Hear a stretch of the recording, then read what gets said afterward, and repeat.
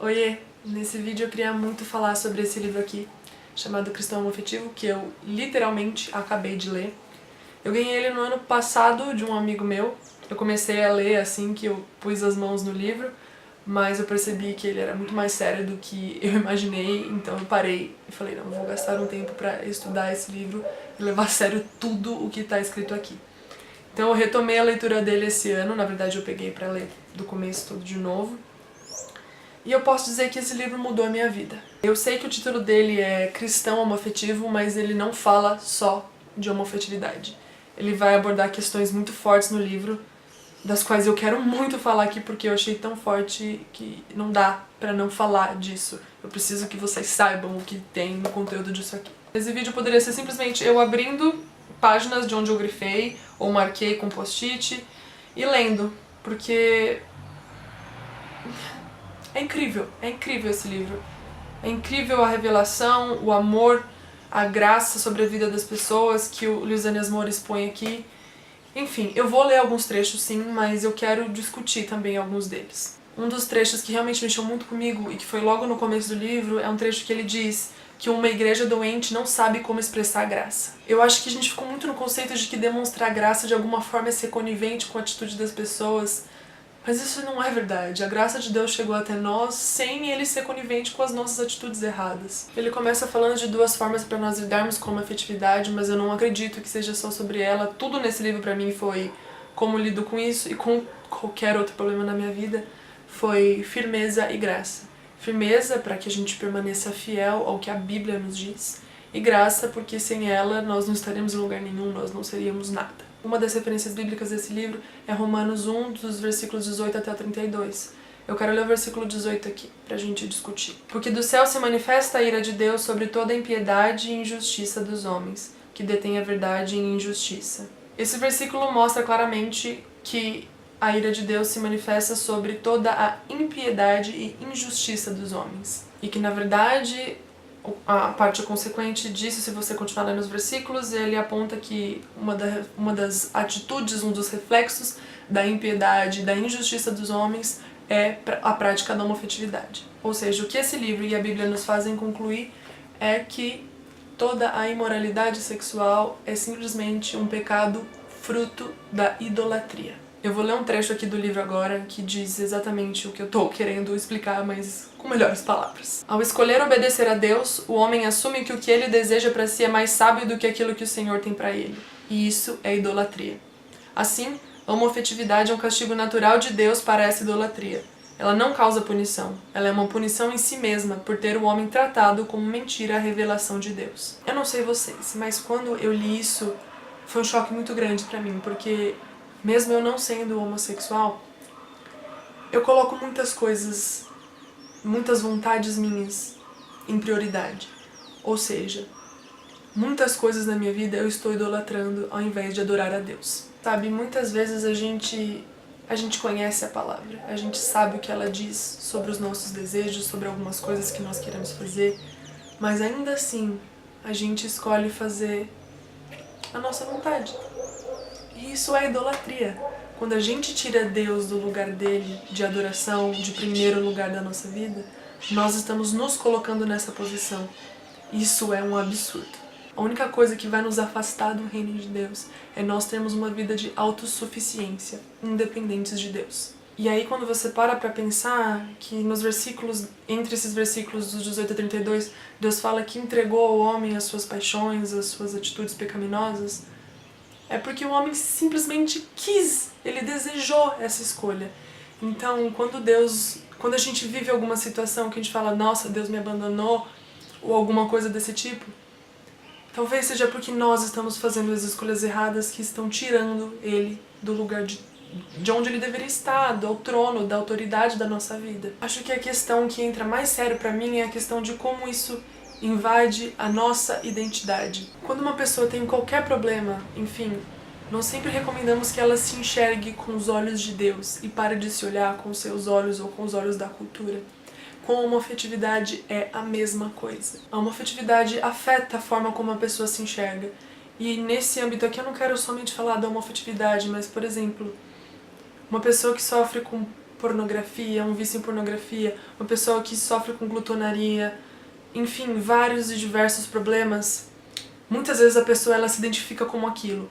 Eu posso contar parte do meu testemunho aqui, que por muito tempo eu me considerei uma pessoa viciada em pornografia, e essa era a minha identidade. E muitas vezes essas questões que nos envolvem como a homoafetividade, ou enfim, elas afetam a forma como nós nos enxergamos. E é por isso que eu peço e eu desejo ensinar para as pessoas se enxergarem somente como Deus as enxerga. Nós precisamos entender que nossa identidade não é definida pela nossa orientação sexual. Nossa identidade é encontrada na criação. Eu sei que nós sofremos uma queda lá, juntamente com Adão e Eva, mas nós não somos mais definidos por ela, porque Cristo veio após isso para nos resgatar. A última questão que eu quero abordar, que fala muito sério nesse livro, e que pra mim foi uma das que mais clarificou, sei lá, a visão pra mim, que foi entender a diferença entre aceitar e ser conivente. Todos nós fomos alcançados pela graça de Deus e aceitos como nós chegamos até Ele. Quando nós não aceitamos um homoafetivo desejar chegar, se aproximar a Deus através da igreja ou qualquer coisa desse tipo, nós não estamos entregando para eles a mesma graça que chegou até nós. E até onde eu sei, a graça de Deus é a mesma sobre mim e sobre o resto do mundo. Se eu fui aceita por Deus como eu sou, com todos os meus problemas e defeitos, eu reflito a Ele mesmo quando eu aceito alguém que também tem diferenças e problemas do jeito que a pessoa é. Mas existe essa diferença. Deus nos aceitou como nós somos, mas Ele nunca foi conivente com os nossos erros, com as nossas escolhas erradas, com as nossas falhas. Eu vou ler um trecho aqui que talvez deixe a coisa um pouco mais clara. Deus nos acolhe e nos ama como somos, mas Deus não aprova quando mentimos, roubamos, adulteramos ou cometemos qualquer outro pecado.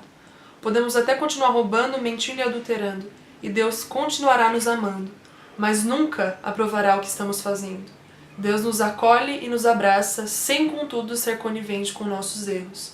Deus expressa seu amor para conosco, ao mesmo tempo que expressa sua discordância com o nosso estilo de vida. Assim, a distinção entre aceitação e aprovação é crucial para os pais viverem de forma sadia com um filho homoafetivo.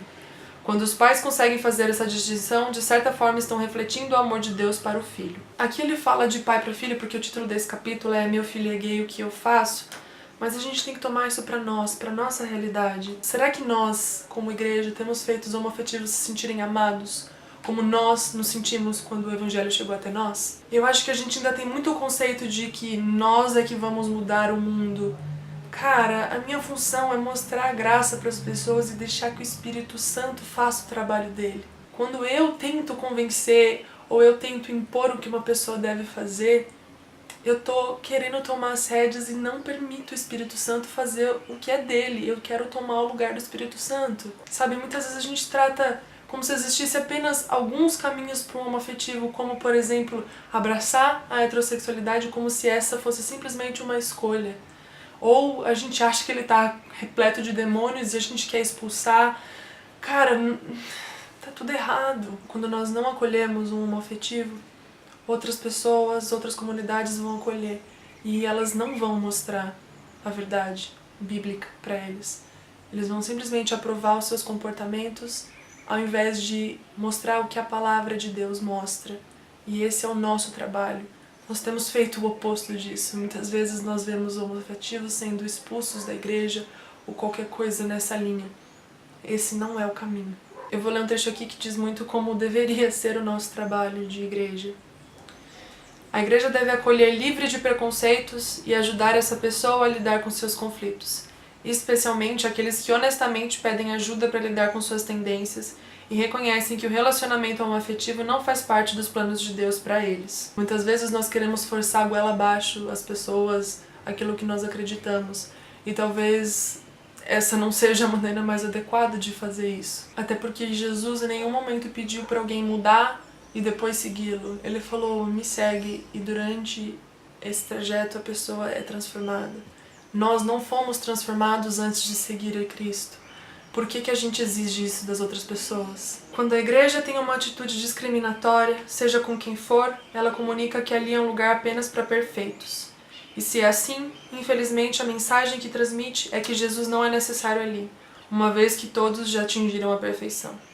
Como resultado, a igreja passa a se parecer pouco com Jesus e muito mais com os fariseus. Nós não somos perfeitos, mas nós temos agido como se nós fôssemos quando nós discriminamos algumas pessoas. Existe um subcapítulo no último capítulo do livro chamado O Alvo é Ser como Cristo.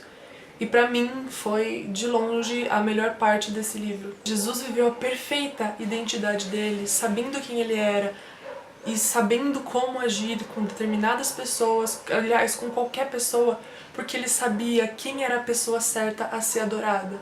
Deus, o Pai. Quando Jesus estava lá com a mulher samaritana, a primeira coisa que ele pediu para ela não foi para abandonar aquele marido que nem era dela, mas para adorar o verdadeiro Deus, e através disso a vida dela foi transformada. O nosso desafio e tarefa como igreja não é transformar a orientação sexual de uma pessoa, mas é mostrar para elas a vida cristocêntrica, mostrar para elas quem é o único Deus verdadeiro, digno de ser adorado. A nossa função como igreja é transformar pessoas, não somente as que estão ao nosso redor, mas a nós mesmos, em pessoas com caráter de Jesus. Jesus nunca exigiu das pessoas que não conheciam o Evangelho que vivessem de acordo com ele. Para mim fica ainda mais claro o viver exatamente como Jesus viveu. Ele viveu uma vida que louvava a Deus. Ele viveu uma vida de apresentar o Pai para todo mundo, sem exceção. Em momento algum, Jesus perseguiu ou agiu de forma preconceituosa com aqueles que não viviam de acordo com o Evangelho. Pelo contrário, ele foi até elas e introduziu o Evangelho. Se as pessoas vão aceitar e reconhecer quem elas são pelo que a Bíblia e Deus diz que elas são, isso não cabe a nós. A nossa parte é levar. Convencer não depende de nós. O que nós temos que fazer é simplesmente agir com graça e firmeza, levando o amor e a graça de Jesus, sendo firmes e fiéis à Bíblia.